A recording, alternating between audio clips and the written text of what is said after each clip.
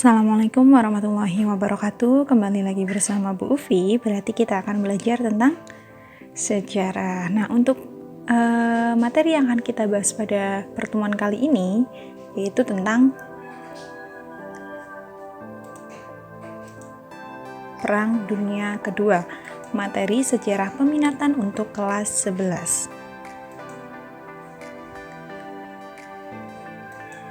Oke, tentang Perang Dunia Kedua nanti yang akan kita bahas adalah yang pertama tentang lahirnya negara totaliter. Apa itu negara totaliter akan kita bahas di video kita kali ini ya.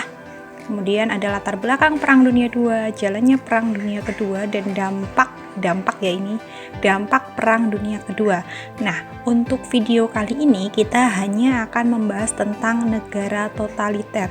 Mana saja negara totaliter dan bagaimana negara totaliter itu bisa lahir akan kita bahas pada pertemuan di video kali ini. Sudah siap? Oke. Lahirnya negara totaliter. Apa itu totaliter? Kalian sudah pernah dengar apa itu totaliter? Negara yang seperti apa sih yang disebut sebagai negara totaliter? Jadi, totaliter adalah sebuah sistem tata kelola pemerintahan yang mengendalikan masyarakat secara menyeluruh. Ya, jadi sistem pemerintahan yang mengendalikan masyarakat secara menyeluruh, baik dalam tataran sosial, budaya, ekonomi, dan juga politik. Nah, dalam sistem ini negara hadir bukan sebagai wasit, tetapi negara hadir sebagai pemain utama.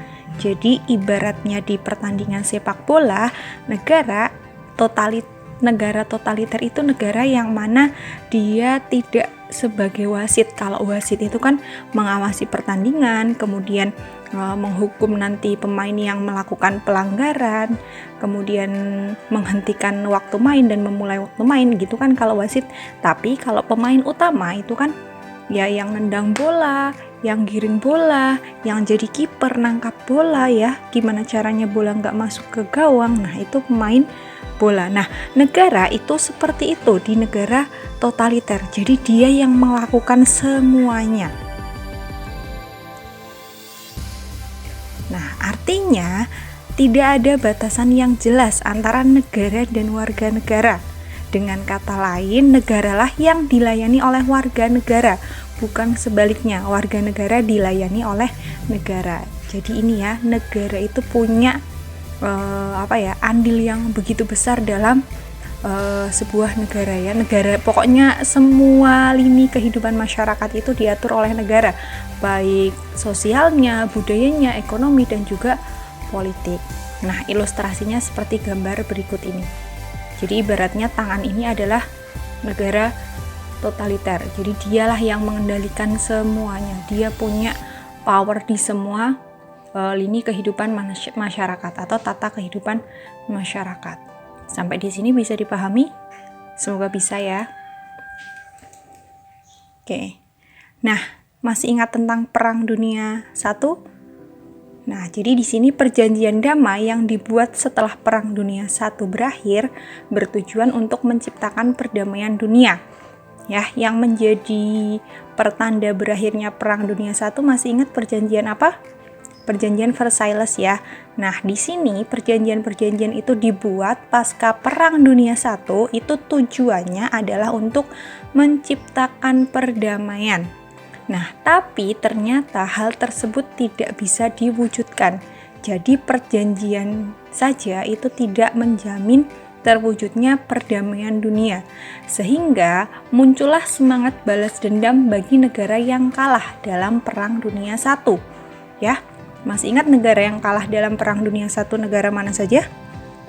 Ya, yang kalah dalam Perang Dunia I itu yang masuk ke dalam blok sentral.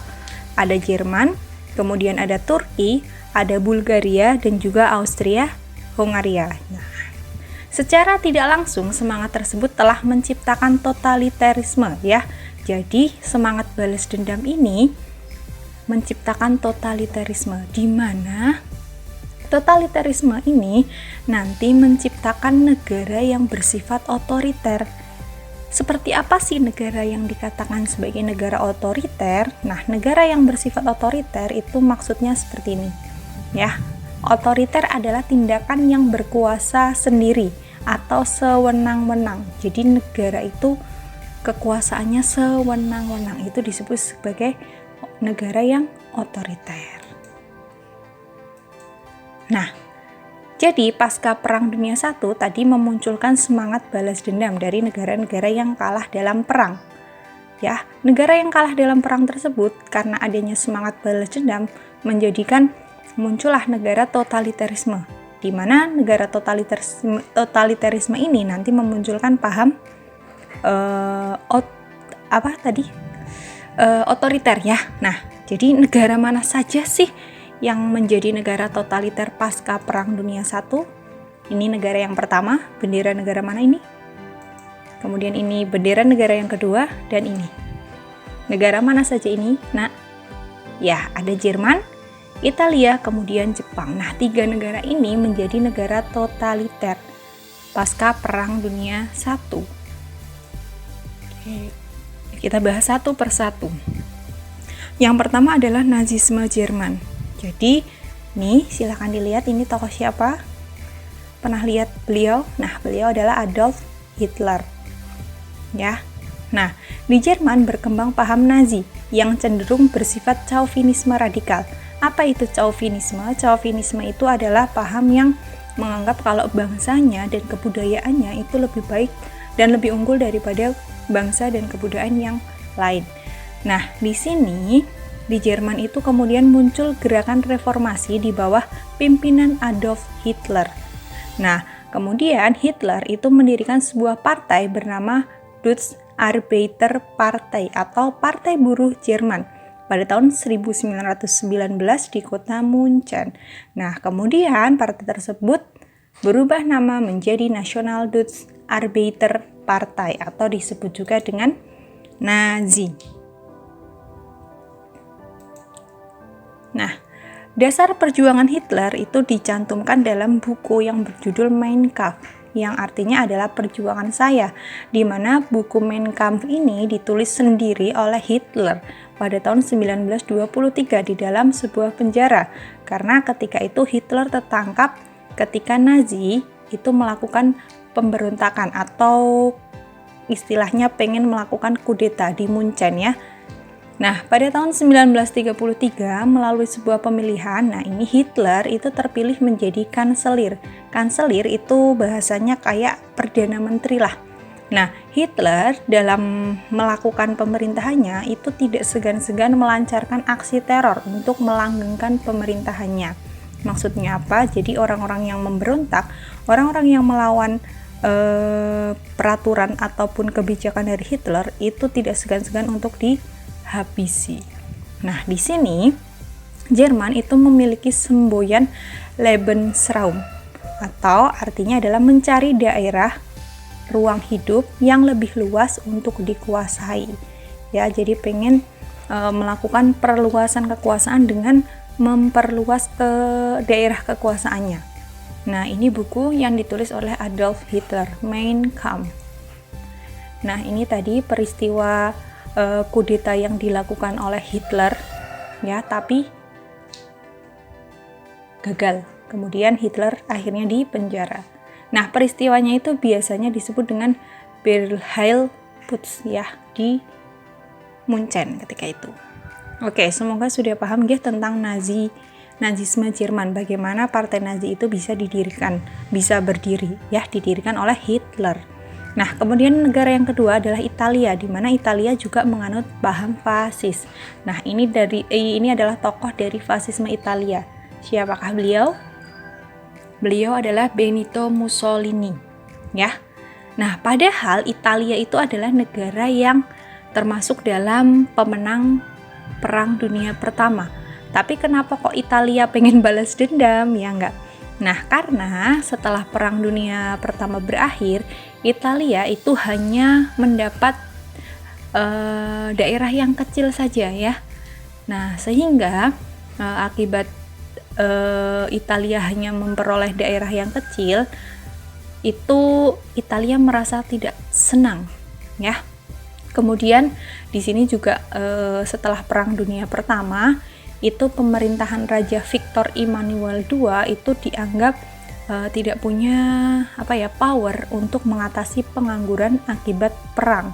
Sehingga muncullah gerakan perubahan yang dilancarkan oleh Benito Mussolini, ini orangnya. Benito Mussolini, di mana dalam gerakan perubahan tersebut Benito Mussolini ini mengusulkan sebuah paham, yaitu paham fasis.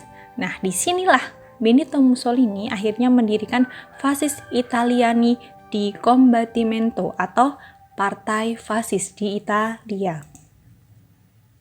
Nah, pengaruh Mussolini ini berkembang sangat pesat karena Mussolini ini berhasil meyakinkan masyarakat Italia soal kemakmuran. Nah, sehingga pada tahun 1922, Partai Fasis berhasil memaksa Raja Italia untuk mengangkat Mussolini sebagai Perdana Menteri. Ya, akhirnya Mussolini naik menjadi Perdana Menteri.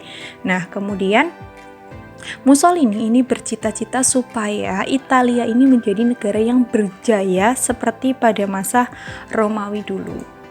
Di mana Italia ini juga punya semboyan, ya. Semboyannya Italia adalah Italia Irredenta atau Italia La Prima, atau yang artinya adalah Italia Raya. Maksudnya adalah Italia itu pengen menguasai Laut Tengah dan Afrika bagian utara dan juga tengah. Loh, kok malah pengen menguasai lagi? Nah, gini ya. Oke, kita lanjut ke negara yang ketiga, yaitu Jepang.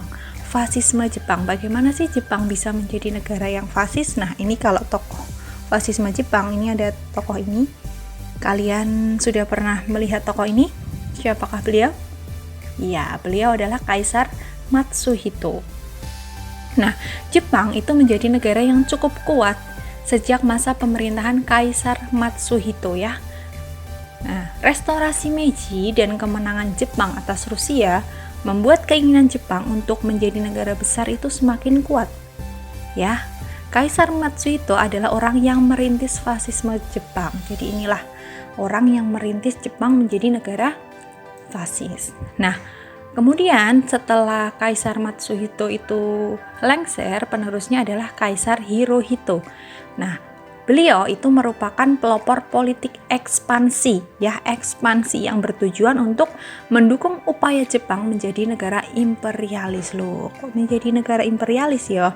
Nah, hal tersebut didukung oleh Perdana Menteri Tanaka dengan mendorong agar Jepang membentuk negara persemakmuran Asia Timur Raya di bawah kepemimpinan Jepang. Nah, ini dia Kaisar Hirohito, ya, yang menjadi penerusnya dari Kaisar Matsuhito. Nah, Jepang ini juga punya semboyan, yaitu Hako Ichiyo, yang mana arti dari Hako Ichiyo adalah menganggap kalau dunia itu sebagai satu keluarga, di mana Jepang adalah pemimpin dari dunia. Oke, nah itu tentang negara totalitarisme, ya. Ada 3 tadi, negara mana saja? Ada negara Jerman, Italia, dan juga Jepang. Masih ingat tadi semboyan dari masing-masing negara apa? Jerman itu punya semboyan yaitu Lebensraum, kemudian Italia punya semboyan Italia Irredenta atau Italia La Prima, dan sedangkan Jepang itu punya semboyan Hako Ichiyo. Oke, sekian dulu video tentang lahirnya negara totalitarisme. Kita akan lanjut ke video berikutnya dengan pembahasan tentang bagaimana sih latar belakang dari Perang Dunia Kedua, kemudian bagaimana jalannya Perang Dunia Kedua, dan juga dampak yang ditimbulkan akibat Perang Dunia Kedua. Oke, sekian dulu dari Bu Ufi. Kurang lebihnya mohon maaf. Semoga apa yang kita pelajari hari ini bermanfaat. Lanjut ke materi selanjutnya di video selanjutnya. Terima kasih. Wassalamualaikum warahmatullahi wabarakatuh.